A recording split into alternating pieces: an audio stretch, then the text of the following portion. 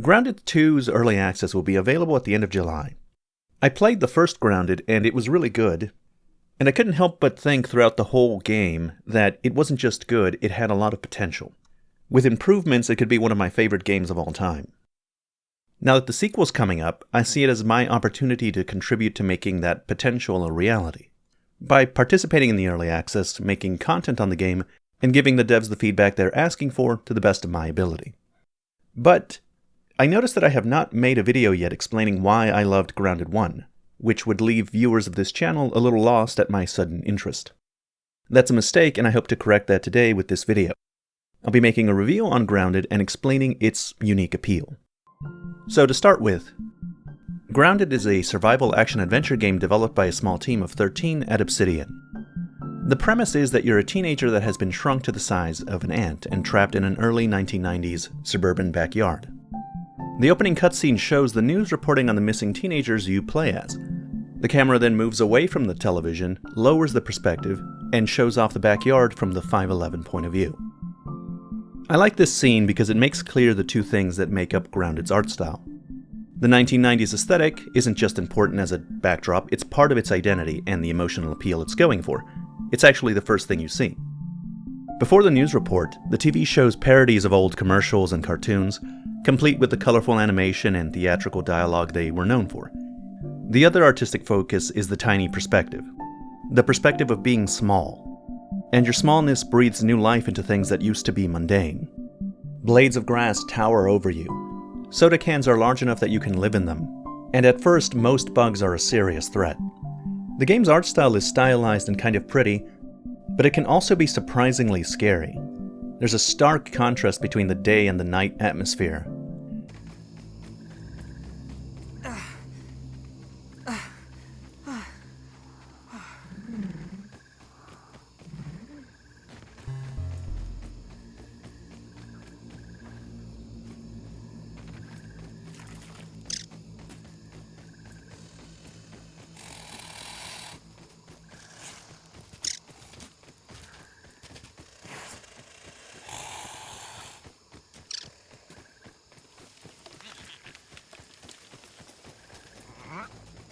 During the night, wolf spiders prowl the yard.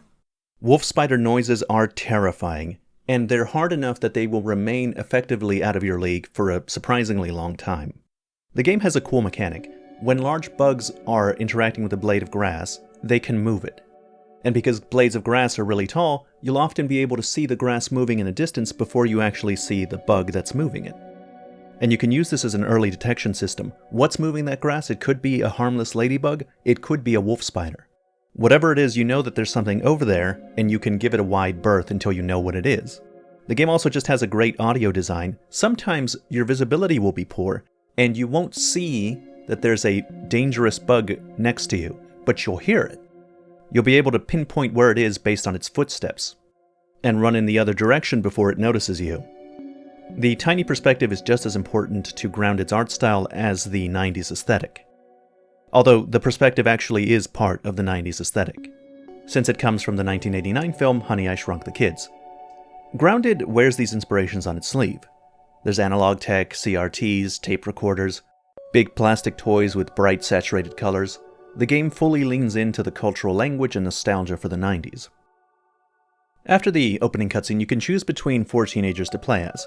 There is no character creator, the 4 teens have their own names, personalities, and voice lines.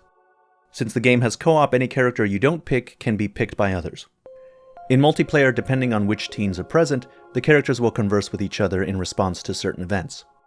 I like this. I like hearing their thoughts on the situation, their thoughts on what's happening on the story, and just the different dynamics between different teens. The passive dialogue can get repetitive when you've heard a voice line for the 30th time. And though I think it does a good job of displaying the kids' personalities, I can see some people not liking it. When you're off to the beach, or a day at the park, doesn't matter the time, 'cause it glows in the dark. You can leave your toys home, except for just one, 'cause you can't leave your fling man without leaving fun! Never leave your fling man. Overall, I think it's good. Even the cringy dialogue isn't that bad when you remember the teens are just kids. I think it's endearing. So, since this is an open-world survival game, you can do whatever you want as soon as you take control of the character. But the game does have a story, and it does encourage you to go through it. As you explore, you'll quickly find recordings left behind by Wendell Tully, the scientist who invented the shrinking technology that made you how you are. Wendell Tully official log 89.08.05. Recording as I take my first steps into the miniature world. The sights are unbelievable. The textures, the way the light falls upon every surface, the subtle patterns in all of the objects that surround me, the grass. Even common lawn grass looks like a structure from an alien world. Wait, what's that sound? The very earth is trembling. Over there, what could it be? An ant! My God, today, the world has changed forever! Your goal in the game is to survive the dangers of the yard, follow the trail left behind by Wendell Tully, uncover the mystery of how you got here in the first place, and get back home. I'll be sparse with story details to avoid spoilers, but the structure of the early game has you going to 4 different labs in different biomes. These labs serve as dungeons with different items necessary to progress. They also have plenty of audio logs that give lore on what went on in these labs, as well as new crafting recipes for you to unlock. The labs are also barriers since they will vary in difficulty, meaning that you'll want to get stronger to tackle some of them. Which leads us to how you get stronger, and the core gameplay loop. Grounded is kind of a difficult game, and you get stronger in a way similar to Monster Hunter. When you kill a bug in the yard, you'll get some of their parts. These parts can be used to craft weapons and armor. Different bugs will vary in how hard they are, so you can kill lower tier bugs to craft weapons and armor from their materials, and then use those to more effectively fight stronger bugs. In this way, you go up the food chain. Bugs also have physical and elemental weaknesses, and the different weapons have different damage properties. Some bugs are weak to piercing, some are weak to blunt. So if you're having trouble with certain types of insects, you can prepare to hunt them by getting weapons that have damage types they're weak to. The armor also has perks. Grounded has a surprisingly robust build system. It doesn't have classes, but it has armor pieces that will let you lean into certain playstyles. Armor pieces that make blocking more effective or perfect parries more effective. Armor pieces that will strengthen bows or crossbows. There will be armor pieces that let you do damage over time with poison or bleed. And there are things even for magic and summoning builds. Different armor pieces will give you different perks, and you can mix and match between them, or you can wear a full set and it will give you a set bonus that gives you a powerful buff. And that buff will often also let you lean into a particular playstyle. These different options are great for build variety, as if you're playing in co-op, different members can adopt different roles, and it lets you become pretty strong, offsetting some of the game's difficulty.